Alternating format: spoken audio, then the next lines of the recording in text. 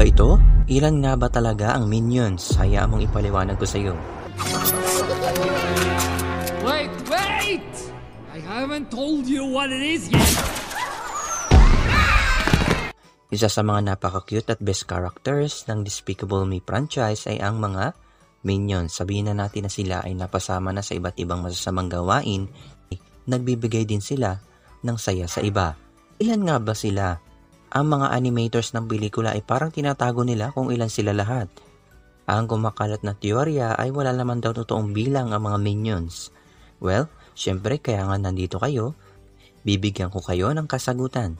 Si Pierre Coffin, isa sa mga direktor at nagboses ng mga minions, sinabi niya na may binusesan siyang halos 899 minions sa pelikulang Despicable Me 1 and 2 at sinabi pa niya na umaabot pa sa 10,000 different minions ang naroroon. Isipin niyo kung gaano karami yun para itago ng mga animators. Ano kaya ang mga katanungan at request na gusto mo ng kasagutan?